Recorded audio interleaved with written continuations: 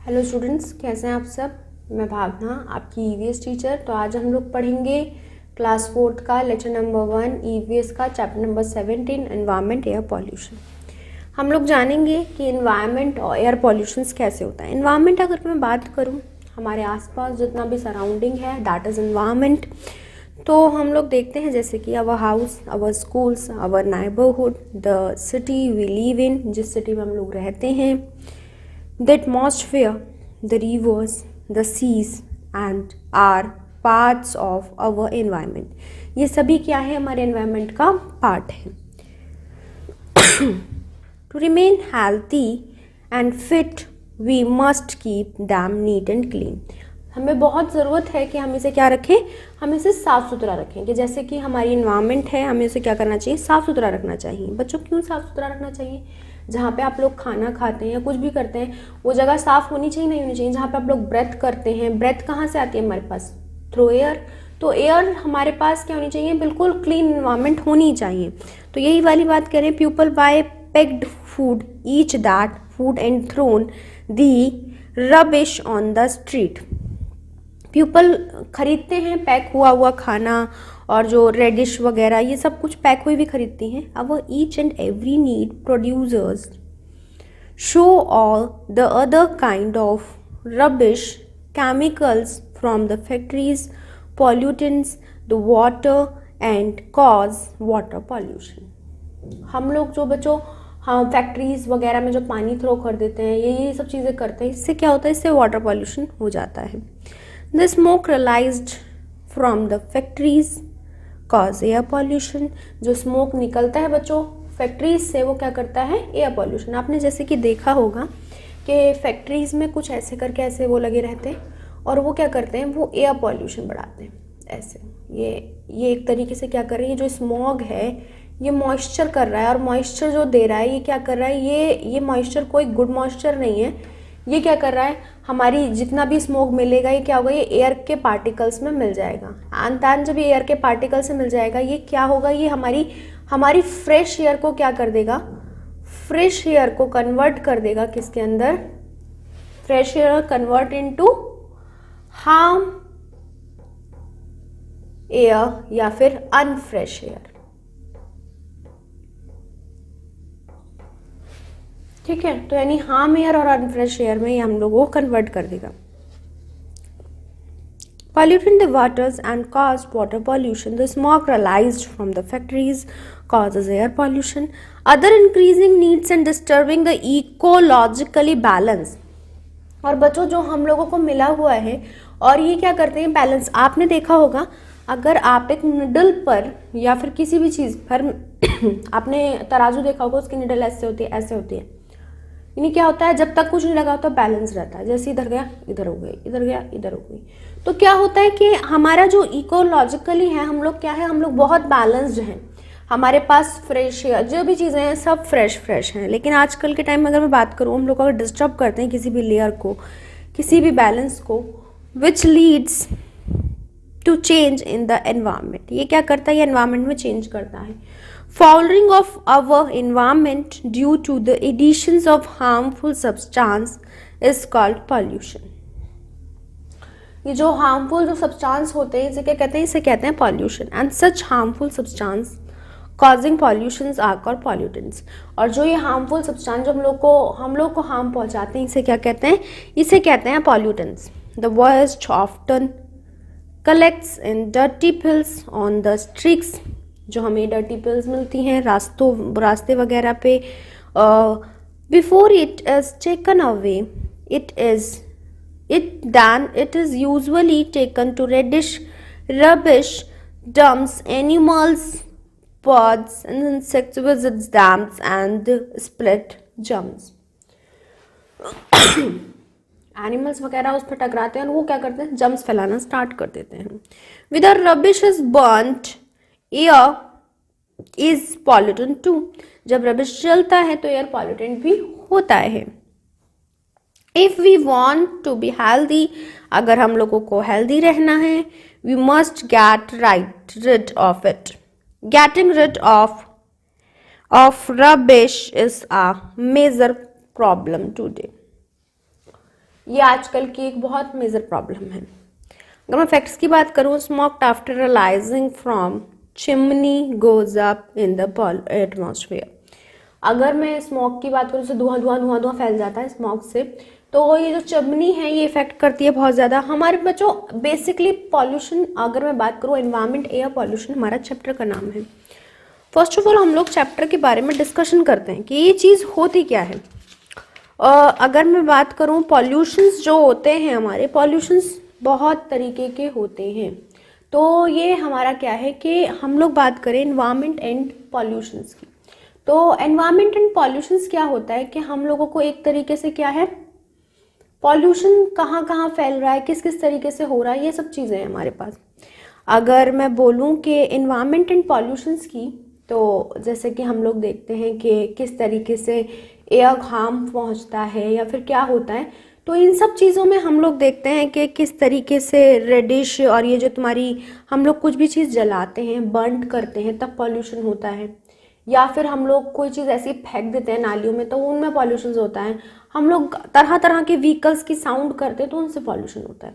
तो environment and pollution का मतलब ये है कि हम लोग क्या करें, हम लोग ज़्यादा ही इन चीज़ों में आ जाएं। अपने स्कूल्स में देखना, आप अपने नाइबर्स में देखना, आप जहाँ पे रहते हैं वहाँ पे देखना, आप क्या देखेंगे बच्चों, फैक्ट्री से धुआं निकलता है, आपने ये सब कहीं फैक्ट्री वहाँ पे देखना, और फैक्ट्री से कुछ वेस्टेज भी निकलती है जो पानी के अंदर जाती है। तो मैं मानती हूँ कि फैक्ट्रीज मेन कॉज करती हैं बहुत पॉल्यूशन हो, और उनमें कुछ मशीन्स चलती हैं जो साउंड पॉल्यूशन भी करती हैं। तो ये तीनों पॉल्यूशन जहाँ पर प्रोवाइड है, हम लोग बात कर सकते हैं फैक्ट्रीज की। तो अभी तक हम लोगों ने जो पढ़ा, आई थिंक आप लोगों को समझ में आया होगा कि किस तरीके से एनिमल्स भी इससे हार्म्स होते हैं, और फिर वो भी क्या करते हैं, वो भी जर्म्स फैलाते हैं। तो अगर हम लोग बात करें, अगर एनवायरनमेंट को अगर हम लोग कहीं से भी डिस्टर्ब करते हैं, तो हमारी जो इकोलॉजिकली बैलेंस्ड है वो बिल्कुल डिस्टर्ब हो जाता है। तो उन्होंने ये बोला, our house, our schools, our neighbourhood, the city we live in, the atmosphere, the rivers, the seas, all are part of our environment. सब हमारे एनवायरनमेंट का पार्ट है। To remain healthy and fit we must keep them neat and clean. अगर हम लोगों को, तो उसको नीट एंड क्लीन रखना हमारी जिम्मेदारी है, और हमारा एक तरीके से क्या है बच्चों, हमारी सेफ्टी भी इसी में है कि हम लोग एनवायरनमेंट को नीट एंड क्लीन रखें। तो अगर मैं बात करूं बच्चों, अगर कोई भी चीज़ बर्न होती है, उससे स्मोक निकलता है, वो भी पॉल्यूटेंट होती है। हेल्दी रहना है अगर हम लोगों को, अगर बेसिक नीड क्या है, अगर हम लोगों को हेल्दी रहना है, तो हम लोगों को पास क्या होना चाहिए, अगर हम लोगों को हेल्दी रहना है तो इसके लिए हमारे पास फ्रेश एयर होनी चाहिए, फ्रेश वाटर होना चाहिए, ये दो चीज़ें तो होनी चाहिए। अगर मैं बात करूं, हम लोगों ने एयर को पॉल्यूटेंट कर दिया, वाटर को पॉल्यूटेंट कर दिया फैक्ट्री के द्वारा ही, तो हम लोग सोच सकते हैं क्या हम लोगों को हेल्दीनेस मिलेगी? जब ये दो फैक्टर मिस हो जाएंगे, क्या हम लोगों को ये फैक्टर मिलेगा? इज इट पॉसिबल और not? I think is not possible कि we have missed these factors and also provide this factor। अगर हम लोग बच्चों 2+2 नहीं करेंगे तो हमारे पास 4 आ जाएगा, डायरेक्टली 4 आ जाएगा, और हम लोगों को प्लस फैक्टर ज़रूर चाहिए। तो ये क्या है, इसलिए हम लोगों को क्या करना पड़ता है, इसलिए हम लोगों को अगर फ्रेश, अगर आपको हेल्दी रखना है, तो इन पॉल्यूशन वर्ड से बचना है। कि पॉल्यूशन वर्ड्स होते क्या है, इनसे हम लोगों को बचना है।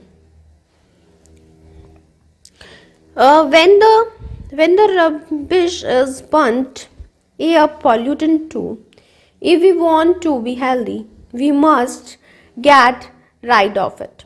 Getting rid of rubbish is a major problem today. आजकल चीज़ों को जलाना, एयर पॉल्यूशन कराना आजकल मेजर प्रॉब्लम देता है। और ये प्रॉब्लम क्या रहता है, ये प्रॉब्लम रहता है दिस फैक्टर का, फ्रेश एयर खत्म हो जाएगी हमारे पास। हम लोग बात करते हैं फैक्ट्स की। Smokes after releasing from chimneys goes up in the atmosphere, the smoke must sink with rain drops. और ये स्मोक किससे मिलता है बच्चों, रेन ड्रॉप से मिक्स हो जाता है, और फिर बिकम्स एसिड। और क्या बन जाता है, ये एसिड्स बिकम। आपने सुना भी होगा एसिड्स रेन होती हैं। दैट्स वाई आजकल जो ताजमहल है आगरा में, वो क्या हो गया, वो येलोइश होना स्टार्ट हो गया है, just because of acid rain. और एसिड रेन्स कैसे होती है, ड्यू टू एयर पॉल्यूशन। और एयर पॉल्यूशन, हम लोग कुछ भी चीज़ अगर हार्म करें जो एयर में हम लोगों को नहीं चाहिए लेकिन हम लोग करते हैं। आजकल हम लोग बहुत सी स्मोकी चीज़ें बनाने लगे हैं जिससे हम लोग, जैसे कि हम लोग बात करें आंसू गैस, ऐसी ऐसी चीज़ें हैं हमारे पास मौजूद। एसिड रेन, देखो ये दिखा है, the smokes mix with acid rain drops and becomes acids, this is called acid rain. It dangerous the plants animals life on earth. Acid rain बच्चों, एसिड रेन के साथ आ रहा है तो आप सोचो कि एनिमल्स के लिए भी ये बहुत बुरा फैक्टर है जो हमारे उसमें रह रहे हैं। हमारे पास तो बच्चों अपने शेल्टर्स हैं, हम लोग तो अपने शेल्टर्स में रह सकते हैं, अपने शेल्स में रह सकते हैं, बट एनिमल्स एंड प्लांट्स, उनके पास तो इन्वायरमेंट ही सपोर्ट है। अगर रेन भी होगा तब भी उन्हें वहीं पर रहना है, तो क्या होगा कि वो एसिड रेन उन्हें क्या करेगी, उन्हें काफ़ी हार्म पहुंचाएगी। तो the rubbish that's decompose naturally is called biodegradable. अगर कुछ भी बच्चों नेचर से क्या होता है, डिकम्पोज होना शुरू होता है, नेचुरली डिकम्पोज होना शुरू होता है, यानी वो नेचुरली टूटने लग जाए। जैसे कि बच्चों आपने पेपर लिया, पेपर को आपने सॉइल में डाला, आफ्टर सम टाइम आपने सॉइल हटाई और देखा, क्या देखेंगे आप पाए, यू रियलाइज दैट के पेपर सॉइल बन चुका होगा। दैट्स नेचुरली अगर हो जाता है, this thing is known as biodegradable. इसे बोलेंगे कि क्या है, बायोडिग्रेडेबल है।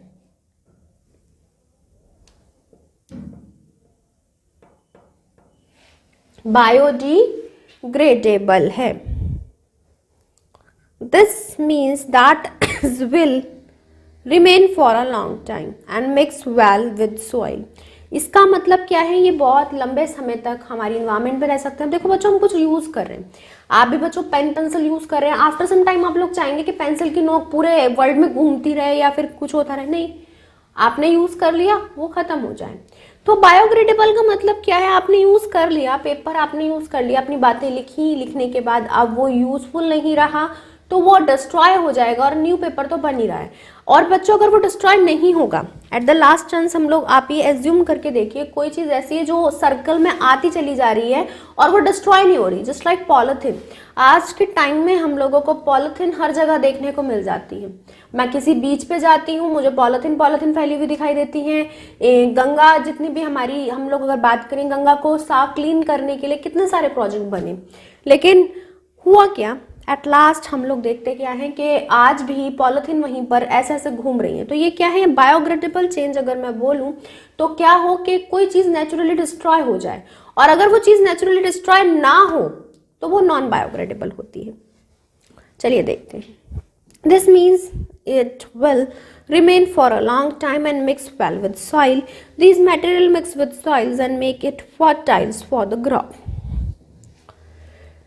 Biodegradable rubbish can be used to help the environment. ये क्या है, environment की मदद करती है। Dead plant matters and food waste should be collected and put in a compost pit.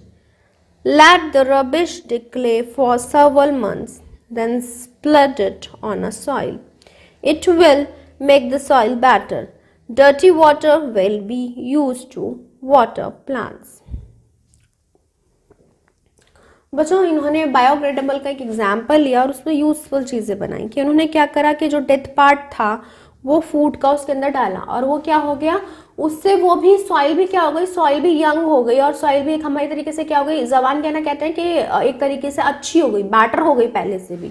और जो पहले से बेटर हो गई तो हमने देखा जिस तरीके से कि वो उन्होंने पूरे पे स्प्लैट की और वो सॉइल हमारे पास फर्टाइल होके आ गई और काफ़ी अच्छी उसने यूज़ करा, डर्टी पार्टिकल्स, वाटर प्लांट्स वगैरह लगाए उसके अंदर।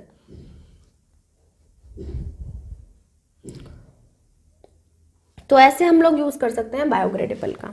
अब देखते हैं बच्चों, जैसे कि हम लोगों ने देखा था एंड पॉल्यूशंस, तो एनवायरनमेंट एंड पॉल्यूशंस में अगर मैं बात करूं तो एंड जो फैक्टर है उससे हम लोग जानेंगे कि पॉल्यूशंस कैसे होता है। तो पॉल्यूशंस हमारा बेसिकली कितने टाइप्स का होता है, अगर मैं बात करूं पॉल्यूशंस की, पॉल्यूशन वर्ड को अगर मैं निकालूं तो पॉल्यूशन आता है water, air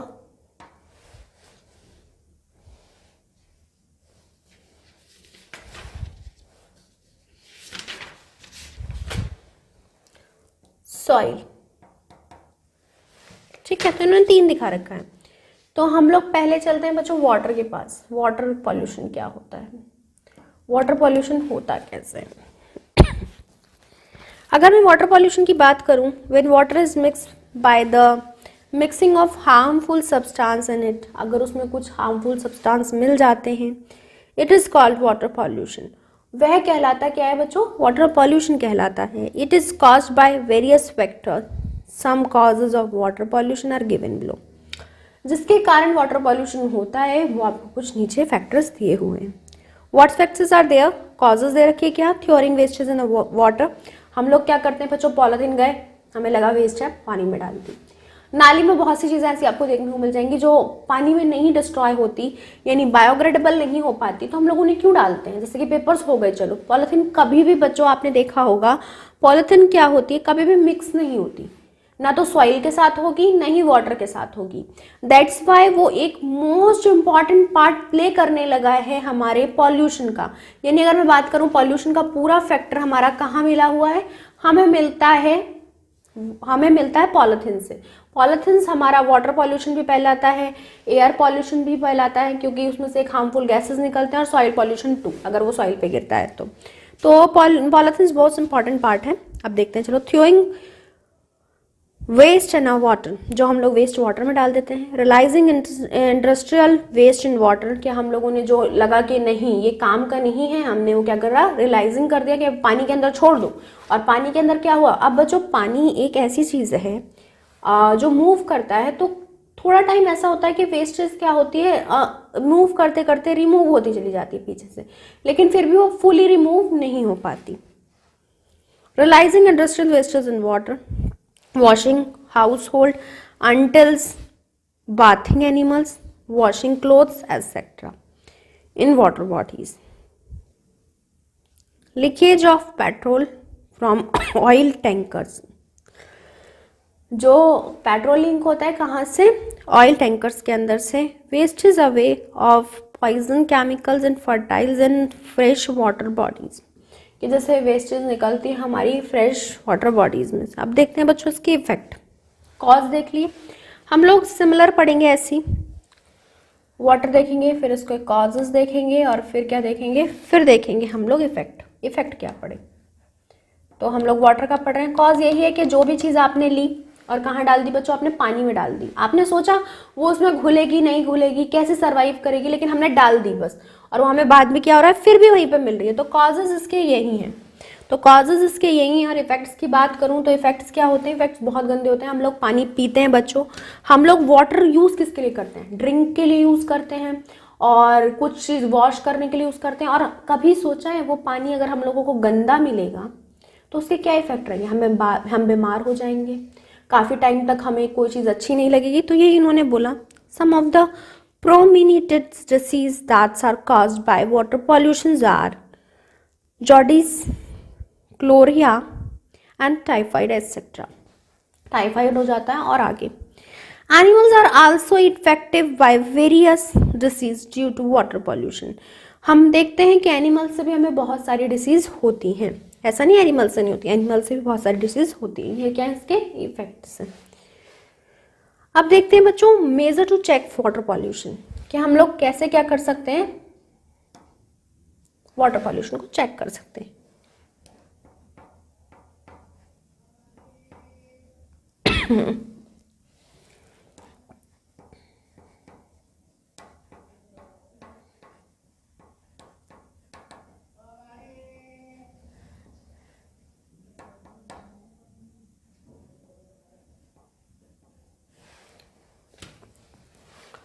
measures to check water pollution, कि किस तरीके से हम लोग वाटर पॉल्यूशन को चेक कर सकते हैं। Some important measures to control water pollutions are given below, कि कुछ हम लोगों के पास, अब बच्चों कॉज पता लग गई, इफेक्ट पता लग गए, अब हम लोग को से रोकना भी आना चाहिए मेजर करने के बाद, और फिर हम लोग देख सकें कि किस तरीके से वो रुक रहा है।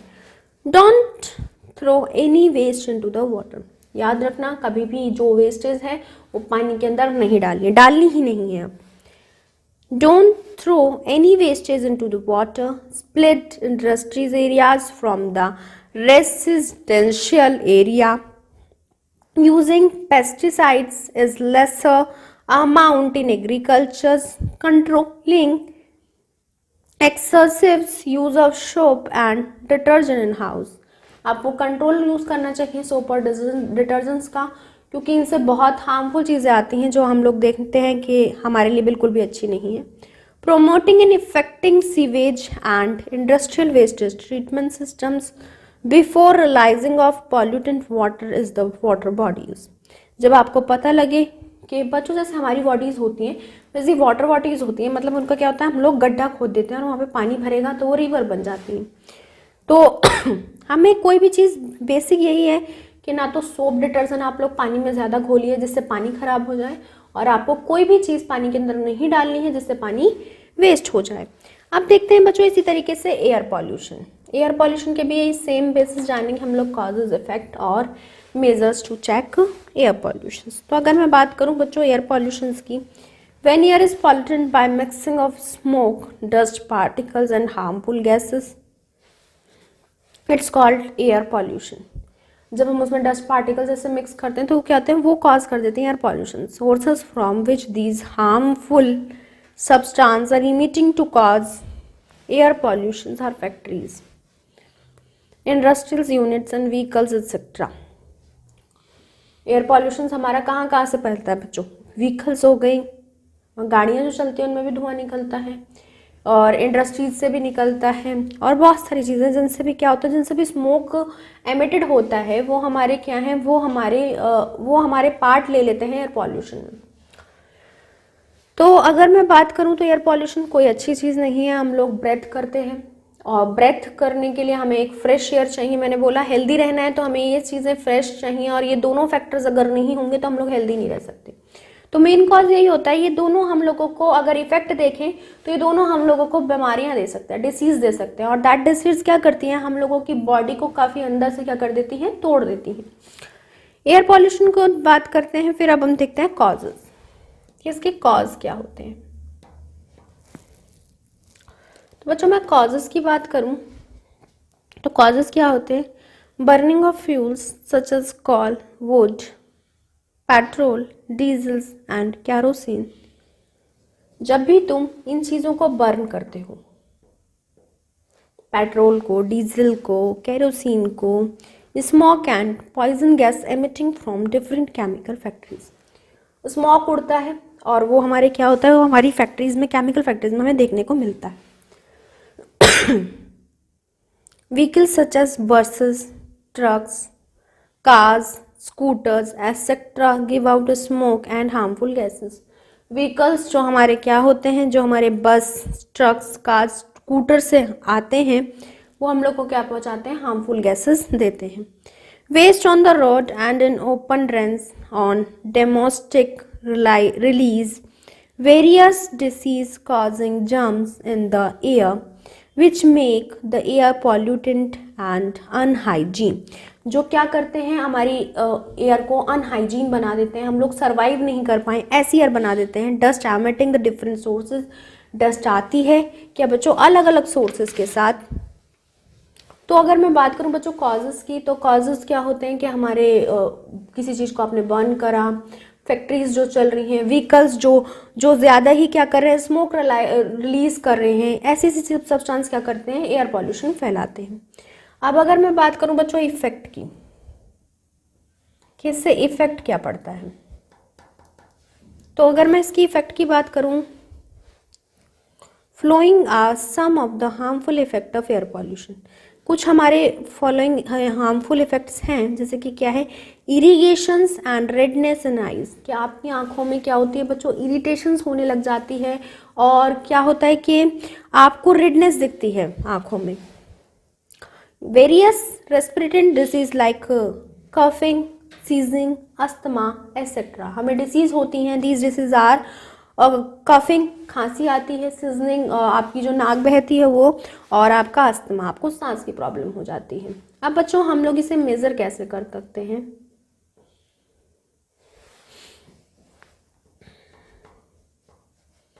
Measures to check air pollution,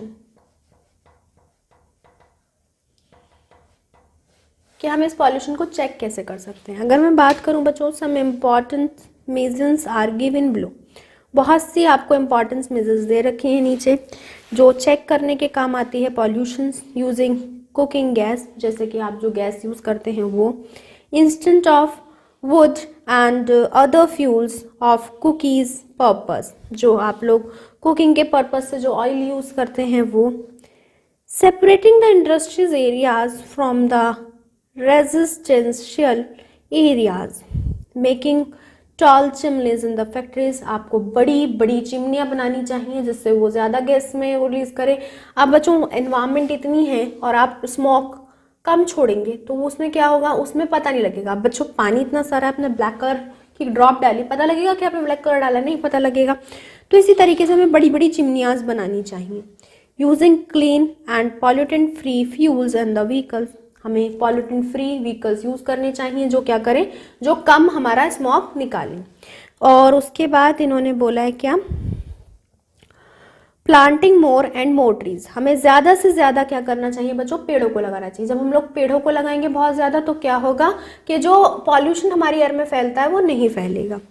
उसके बाद using catalyst convert poisonous gases into non poison gases, हमें क्या करना चाहिए बच्चों, जो हार्मफुल गैस जो फैल गई है उसके लिए कुछ ऐसे सब्सटेंस या कुछ ऐसे केमिकल्स बनाने चाहिए जो क्या करें, जो उसकी हार्मनेस लेस कर दें और वो नॉन पॉइजन गैस में कन्वर्ट हो जाए। Adopting strict rules to check air pollution, और हमें एयर पॉल्यूशन को चेक करने के लिए सख्त रूल बनाने चाहिए। हमें समय समय पर अपने एयर पॉल्यूशन को देखते रहना चाहिए कि कितनी रेटिंग चल रही है। इन विंटर्स के क्या, दिवाली के बाद जब आप मेज़र करेंगे तो एयर पॉल्यूशन काफ़ी हो चुका होता है। मैं ये नहीं कहती क्रैकर्स नहीं जलाने चाहिए, वो एक हमारे फेस्टिवल का पार्ट है, हमें करना चाहिए, लेकिन बच्चों लिमिटेड। अब मैंने बोला जब हमारे पास पानी इतना सारा, हमने एक ड्रॉप ब्लैक वाटर डाला तो हमें नहीं पता लगेगा कि ब्लैक वाटर पड़ा भी। तो इसलिए अगर हम लोग चीज़ों को करेंगे लिमिटेड, क्योंकि बच्चों व्हीकल्स भी हमारी एक तरीके से, मैं अपना बता रही हूँ मेजर्स टू एयर पॉल्यूशन हम लोग कैसे कर सकते हैं। एक तरीके से व्हीकल्स भी हमारी नीड है, हमें यहाँ से वहाँ सर्वाइव करना है तो हमें व्हीकल्स चाहिए, लेकिन हम लोग व्हीकल्स कौन से यूज़ करें, जो लेस क्या करते हो, जो लेस एयर पॉल्यूशन करते हो या फिर उनमें स्मोक कम निकलता हो। तो ये सब चीज़ें क्या करेंगी, ये सब चीज़ें कंट्रोल लाएंगी एक तरीके से। वाटर पॉल्यूशन भी हम लोगों ने पढ़ा, हम लोग वाटर में स्मोक ना डालें, या फिर क्या करें कि वाटर में हम लोग ऐसे कुछ डिटर्जेंट्स ना डाल दें, वेस्ट पार्टिकल्स सारे या फिर वेस्ट थिंग्स सारी हम लोगों को वाटर में नहीं डालनी चाहिए। तो अब है बच्चों हमारा, इसके बाद सॉइल बचा है और हमारा बचा है एयर वेस्टेज, जो कि हम लोग करेंगे बच्चों नेक्स्ट लेक्चर में। तो अब आपका होमवर्क क्या है, होमवर्क में आपको जितना पढ़ाया है जैसे कि एयर, वाटर और ये जितना भी पढ़ाया है ये आपको अच्छे से रीड करके आना है। तो मिलते हैं बच्चों नेक्स्ट लेक्चर में, till then take care, good bye.